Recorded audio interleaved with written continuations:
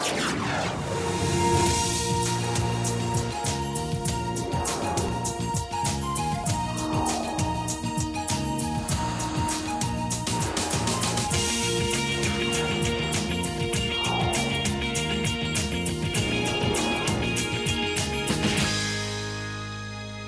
time on Landmarks, we marvel at the beauty of Japan's highest peak. We party in France's most famous boulevard. Witness the rebirth of one of London's cultural icons. And visit 2 of the new 7 wonders of the world.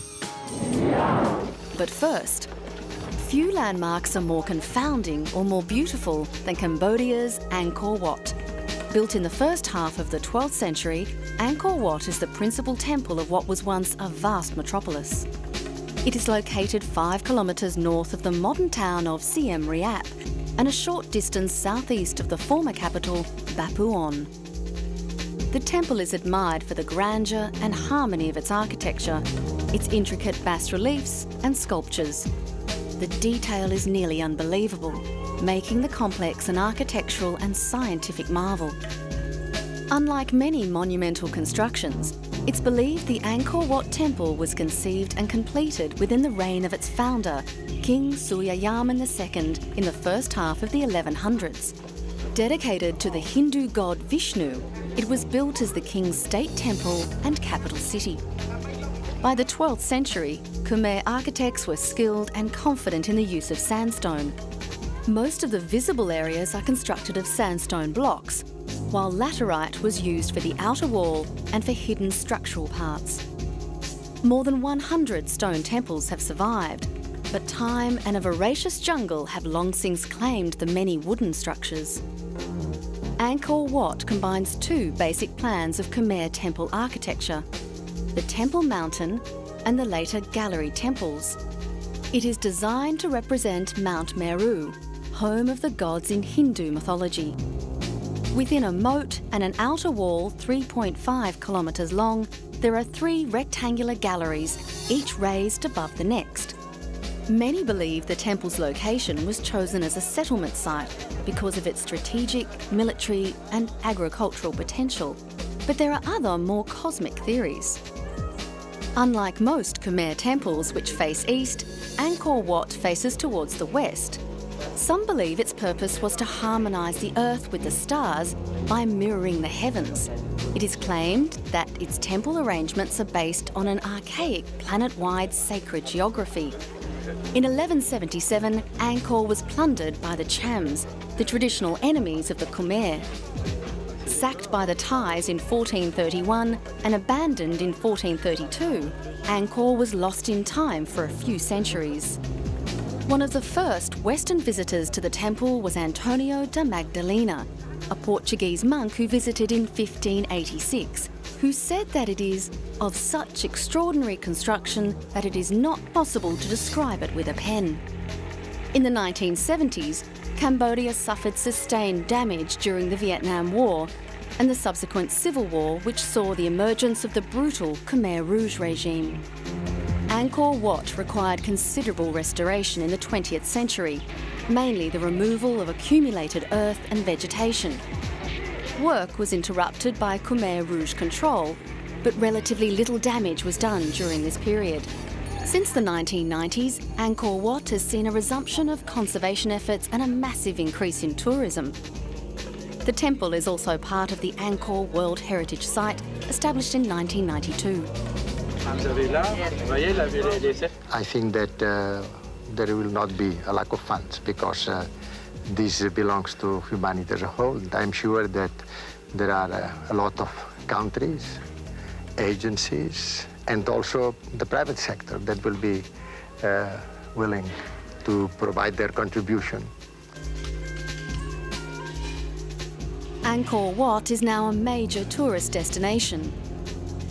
Attendance figures for the temple itself are not published, but in 2004, the country received just over 1 million international arrivals.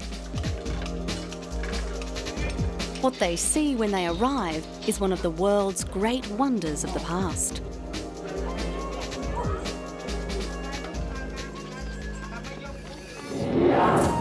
Coming up, Japan's highest peak.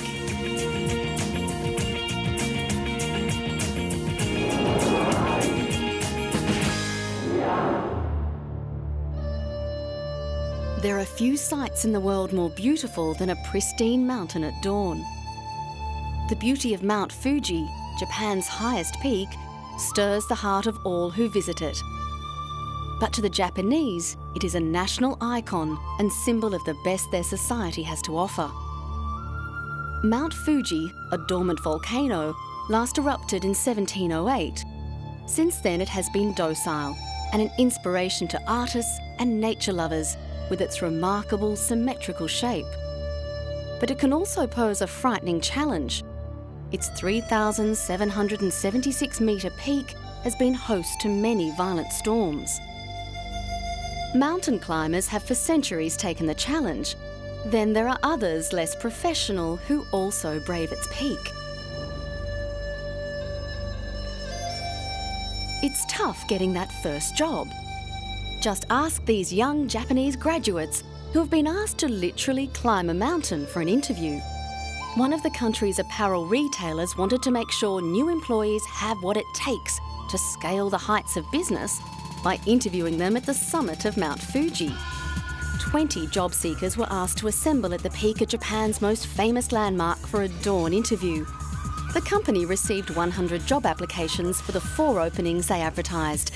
However, only 50 people decided to apply when they found out the interview would be at the top of Japan's tallest mountain. But on the eve of the interview, only 20 actually turned up to start the climb, and 9 people dropped out halfway up the mountain.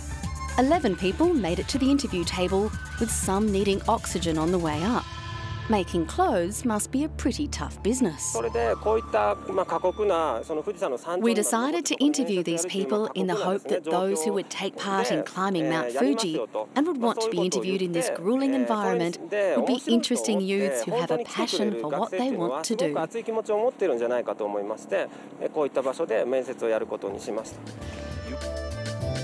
Those who made the climb got reasonably good weather. Often shrouded in cloud, Mount Fuji sometimes looks better from afar than on the mountain itself. July and August, when the mountain is usually free of snow, are the official climbing season months. The weather is relatively mild, access by public transport is easy, and the mountain huts are open. If you're not an experienced hiker, as most of these young people weren't, the climbing season is the safest and most comfortable time to do so. Keisuke Niwa said he had been drawn to the company's originality.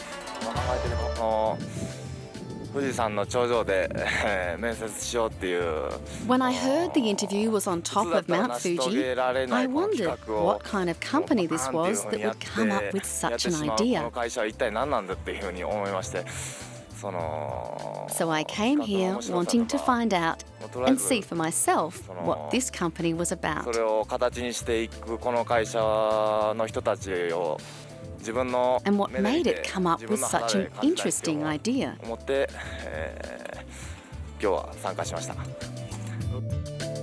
Keisuke got one of the 4 jobs, but not all had a good time.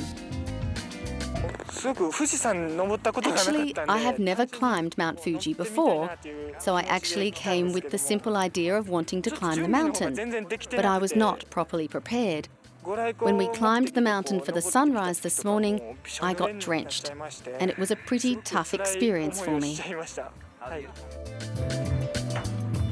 For those students who didn't get the job, they came away with the satisfaction of having climbed Japan's greatest natural icon.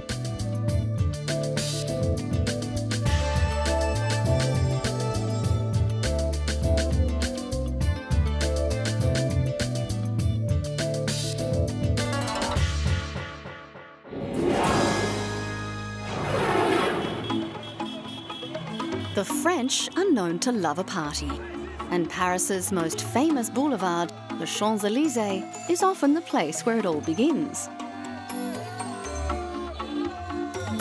This party was sparked by a win at the last Soccer World Cup, It wasn't a final, but the revellers were out in force, with many of them dressed in the French national colours of red, white and blue, and in their cars, of course.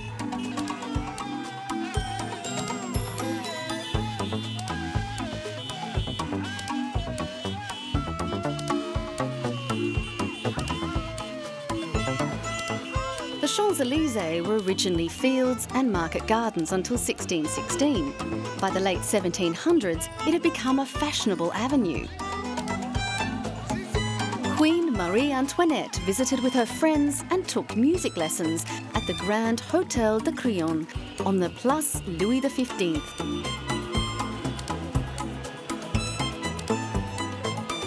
Crowning the world-famous boulevard is the Arc de Triomphe de l'Étoile.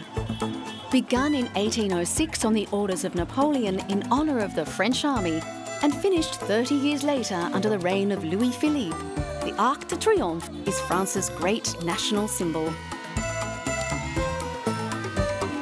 In the middle of an imaginary line going from the Louvre to the Grande Arche de la Défense, it is today a link between the old Paris and the contemporary Paris.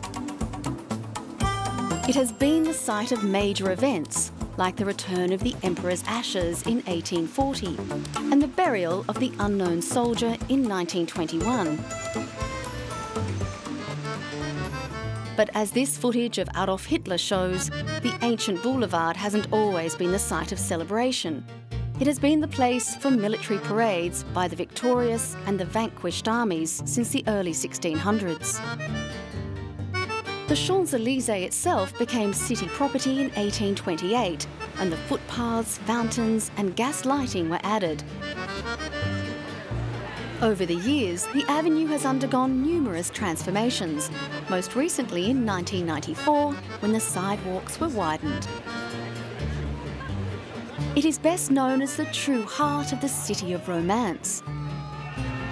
To mark the beginning of the Christmas festivities, film actress Monica Bellucci flicked a switch to light the avenue. Again, Parisians turned out in great numbers to see the lights and Bellucci, who was once crowned the world's most beautiful woman. For over a month before Christmas, Parisians and foreigners are able to walk arm in arm as they admire the sights and the lights.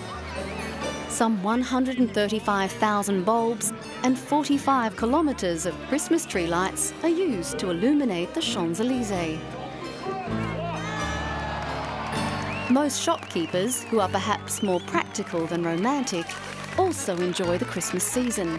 Their turnover increases around 60% at that time of year. Those with shops around the Champs-Élysées pay some of the highest rents in the world. Many businesses pay over $1 million a year in rental. No wonder they like the fairy lights. The lights are supposed to remind consumers to think about their Christmas shopping. But most have their mind on other things in the city of romance. It's very beautiful. Yeah, it's very beautiful. Yes, we like very much. And but what happening with Monica Bellucci? It's not normal. All the people here. Oh, yes. Yeah, it's great.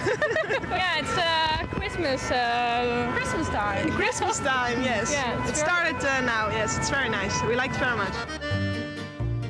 Paris is a city with a long history, but its residents constantly remind us that it's important to live life in the present. And if you get the chance to get out there and party, join in the fun on the Champs-Élysées.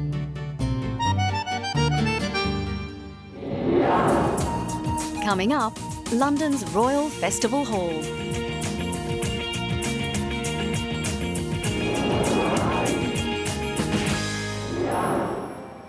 London, the ancient capital of England, has been a regular source of stories for this series of landmarks. Even in Europe, few cities can boast as many recognisable or significant icons, such as Big Ben, Tower Bridge, the Tower of London, and the Thames River.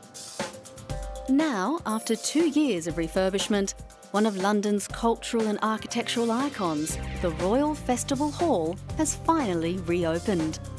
The arts complex on the south bank of the Thames was constructed as part of the celebrations for the Festival of Britain in 1951. In the half-century since, the Royal Festival Hall had become one of the leading concert and cultural venues in the capital, but there had been criticisms of its acoustics and design.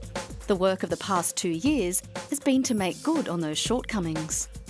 The main changes here have been to the seating, where we have significantly increased the leg space to accommodate rather taller people than was the case in 1951, so there's 3 inches more of leg room. The surfaces have been taken down, stripped, cleaned, put back on, and we've now addressed some of the major acoustic problems. We've put some acoustic wings into the ceiling. The stage can now be raised up and down, and the combination of those two on the much harder surfaces has now given us a much stronger acoustic. So all of the conductors who've been in here, all of the soloists who've been in here as we've been doing our acoustic trialling, have pronounced themselves very impressed with what they've heard. The Russian conductor Vladimir Jurowski has returned to work with 2 orchestras based at the venue. Funding for the refurbishment has come from a combination of public and private contributions. The Arts Council and the Heritage Lottery Fund have contributed over £40 million, with a further £5 million from the government and another £7 million from the London Mayor's agencies. The whole project is going to cost just over £111 million, and that includes all of the work that we've done outside the hall and also the building of the annex, extension building, where all of the staff who were previously housed here have now been moved to. As a result of that move, 35% of additional public space has been created, which has opened the building up. It looks wonderfully light, wonderfully transparent. The opening was given the title of The Overture and attracted lively crowds throughout the weekend. Besides the music, there were wonderful displays echoing the nearby Thames River. The original 1951 Festival of Britain was significant and is still rather optimistically referred to as heralding a new Elizabethan age. It was a festival to mark the end of the war and hopefully the growing prosperity after the war, and indeed that prosperity has come around, and this site is now absolutely thriving. We have about 14 million visitors a year to the site as a whole. We have opened up some wonderful restaurants and wonderful shops. We have a great cultural programme, so this is now one of the key destinations for people from London, all over the United Kingdom, and an increasing number of people from all over the world come here to see great work. The refurbished hall takes advantage of its proximity to the River Thames. With easy accessibility, patrons are increasingly using Festival Hall's other attractions, such as the restaurants and cafes. The substantial revenue they raise contributes to funding the hall's music program. But the main attraction is, of course, the music. All 4 of the hall's resident orchestras were featured in the first of the gala night concerts. It was a night to remember.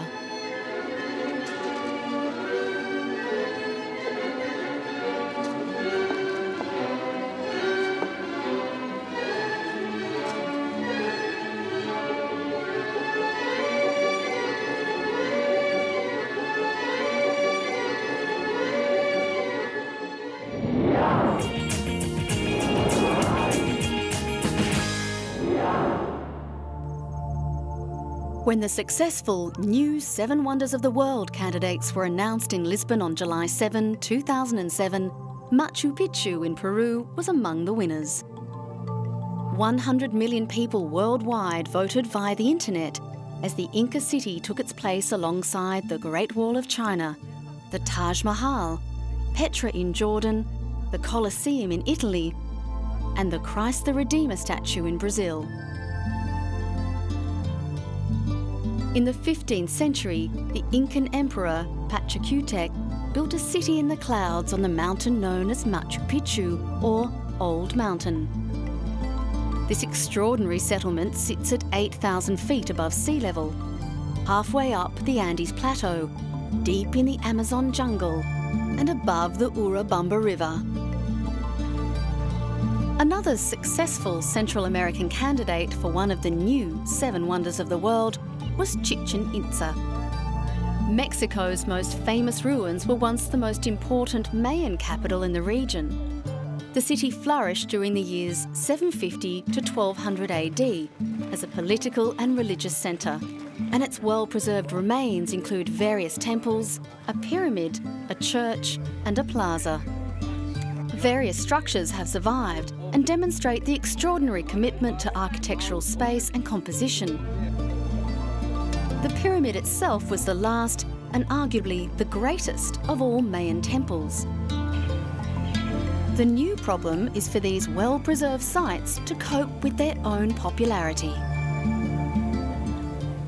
We know that the number of visitors has grown year by year, and now we have to think about how we're going to manage the visitors.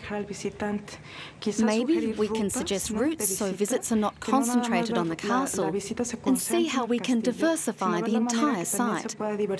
This is something we are thinking about, and for that we have to fix a number of things in the site to prepare for large visits.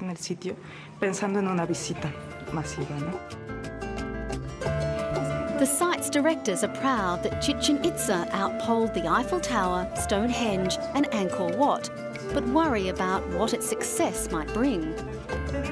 Claudia Garcia Solis and other archaeologists have just finished a 2-year restoration of Il Castillo, including work on the so-called Jaguar Chamber, which is yet to be open to the public. The chamber holds a statue of a red-coloured jaguar encrusted with jade stones. Solis says preservation and maintenance are fundamental in allowing experts to keep restoring the site. Tourists are enthusiastic. The ruins already see 1.2 million annual visitors. Chichen Itza is very beautiful. This is the 3rd time I've been here. I'm Brazilian, and this place, along with the Christ statue in Rio de Janeiro, really should be one of the wonders of the world. Archaeologists want to promote other Mayan sites in the Yucatan Peninsula, like the pyramids at Uxmal and Coba, as a way to disperse tourists while introducing them to other facets of the culture.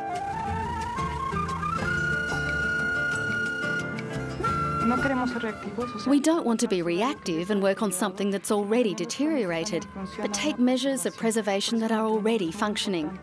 Maintenance is very important, and we need a constant maintenance budget, so there won't be problems with deterioration, allowing us to do research and work more with that. The ancient Greeks chose the original 7 wonders of the world, but 2,000 years later, only the Great Pyramid of Giza remains. Hopefully these new wonders will carry on for future generations.